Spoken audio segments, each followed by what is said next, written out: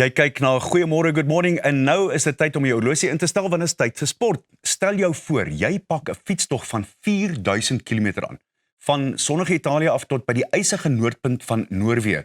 Vir Arie Rautenbach is die fietstog sy manier om Parkinsons in die oë te kyk. Nadat hy gediagnoseer is met hierdie komplekse neurologiese toestand, het Arie Rautenbach Parkinsons Foundation gestig om die stigma te breek en navorsing te dryf. Hy is tans besig met hierdie merkwaardige reis om te wys dat 'n diagnose nie die einde van jou aktiewe lewe behoort te wees nie. Hy sluit by ons aan al die pad daar van oorsee af. Dis goed om hom saam met ons te hê. Arie, baie dankie vir jou tyd. Ons waardeer dit regtig. Hoe het hierdie idee eerstens by jou pos gevat? Want dis nogal 'n grootte om aan te pak, 4000 km. Ja, Arnold, nee, baie dankie en is 'n voorreg om hier by julle te wees vanoggend. Ek moet sê, dis nie die eerste fietstoer wat ek aanpak nie.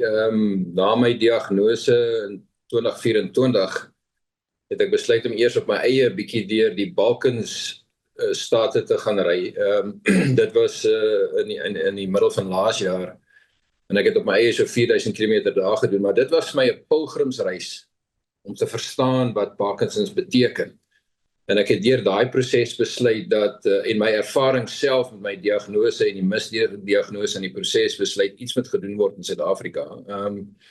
En het daarna besluit om die stigting te begin om mense te help en jy weet en inligting rondom Parkinsons uit te dryf in Suid-Afrika. Dis nie net 'n probleem in Suid-Afrika, dis ook 'n probleem reg oor die wêreld. So iets moet gedoen word in Suid-Afrika. Dit is my proses om te probeer om 'n bydrae te maak. Arie, ek wil jou terugneem na die eerste paar ure en dae en selfs maande waar jy die diagnose gekry het. Hoe maak mens vrede in jou kop met daai ding as dit vir jou kom? Ja, Rob, ek moet sê, dit is 'n moeilike diagnose as 'n mens dit kry, want jy weet, Parkinsons is 'n neurologiese degenererende progressiewe siekte met geen oplossing. So jy weet, jy gaan daarmee lewe vir die res van jou lewe en dit gaan erger raak. Maar op 'n stadium besef 'n ou, dit is wat dit is en jy moet nou daarmee vrede maak. En ek dink die groot boodskap wat ek gekry het deur daai proses is dat ou moet vir jouself 'n nuwe doelwit stel. Ek was uit die aard van baie jare in die koöperatiewe omgewing. Ek het op baie stadium besluit om af te tree en ek het besluit iets moet in hierdie spasie gedoen word. Want wat ek agtergekom het is, omdat Parkinsons so moeilik is om te diagnoseer, beteken dit jy word vir 'n lang periode van tyd gemisdiagnoseer. So ek het met Parkinsons simptome geloop seker vir 2 jaar wat baie duidelik was. Maar dit was nooit reg gediagnoseer nie. Ek was gediagnoseer met alle klomp ander issues, maar dit was nooit die regte diagnose nie. So dit is ook 'n verligting. Die oomblik as jy agterkom, okay, nou weet ek waarmee ek deel. En dan kan jy iets daaromtrent doen. So my reaksie was om te sê, okay, ons gaan iets in hierdie spasie doen. Daar's nie baie ondersteuning in Suid-Afrika nie. Ek het uitgereik reg oor die wêreld. Michael J. Fox in Amerika, Parkinsons Europa, Parkinsons UK, en ek besluit ons moet op 'n manier 'n struktuur in Suid-Afrika in plek stel, en dit is my doelwit met die stigting. Jy noem simptome. Noem vir ons 1 of 2 waarvoor mense miskien meer bewustheid nodig het as normaal. Ja, kyk Arnold, as jy dink aan Parkinsons, die eerste ding wat opkom is jy dink aan 'n bewegingsprobleem. Jy dink aan tremors waarmee mense sukkel, maar dit is eintlik die kleinste gedeelte van Parkinsons. Parkinsons is 'n siekte wat begin in jou brein, maar dit val jou hele wese aan, want dit werk op dopamine. En omdat jou brein nie meer dopamine produseer nie, kan jou liggaam nie die seine kry wat jy probeer uitstuur uit jou brein het nie. So met ander woorde, dit impakteer jou hele wese. So in my geval het ek my gesigsuitdrukking verloor op 'n stadium. Ek het gesukkel om te praat, ek het gesukkel om woorde uit te kry. Jy sukkel om jou stemtoon te bestuur, jy sukkel met jou blaas byvoorbeeld of jou verteringsstelsels, jy sukkel om te slaap. So dit val jou hele wese aan oor tyd. Jy moet bewus wees daarvan. Maar ek dink wat belangriker is en wat ek agtergekom het met my eie navorsing uit en met al die dokters waarmee ek gepraat het, is ou moet kyk na die ding op 'n multidimensionele manier en jy moet hom behandel op 'n multidimensionele manier, en dit is die boodskap wat ek wil uitkry. So in my geval, eerste ding wat baie belangrik is medikasie. Die tweede ding is oefen, beweging. In Engels sê ek, movement is medicine. So jy weet, jy moet besluit wat is die oefeningsprogram wat jy gaan inbring, want dit is die enigste manier en die maklikste manier om die simptome te vertraag. Want wat jy probeer doen is jy probeer die siekte vertraag oor tyd.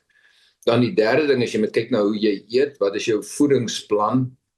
Jy moet wegbeweeg van hoogs geprosesseerde kosse af en meer natuurlike kosse eet.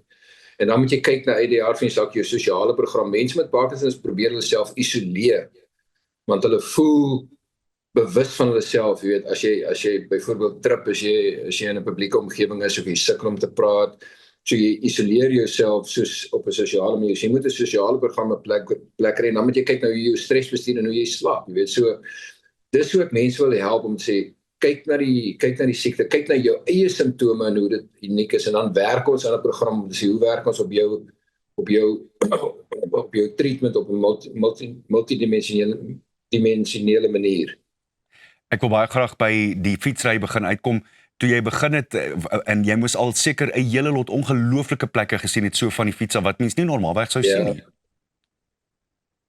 Maar ek moet vir jou sê, hierdie Noordkap 4000 roete, was Arnold weer eens 'n wonderlike ervaring geweest. Ek is deur 8 lande, jy moet na jouself kyk, jy moet self besluit waar jy gaan slaap, waar jy gaan eet, wat jy gaan eet, hoe jy dit gaan doen, jy moet net op die roete bly, en dis 'n wonderlike manier om ook die wêreld te sien dan. So ek is nou deur 8 lande, ek is deur Italië, Oostenryk, Duitsland, Poland, en dan uit die aard van die saak in Noordiek, Swede, Finland, bietjie in Kersvader se village tyd spandeer, in Roemenië, en dan uit die aard van die saak tot by die mees noordelike punt van Europa. So dis 'n wonderlike manier om die wêreld te sien, maar dis ook 'n wonderlike manier om gesond te bly en te oefen en die boodskap uit te kry. So ek sien uit na wat ons volgende gaan doen, maar dit is 'n wonderlike manier om die boodskap mee uit te kry.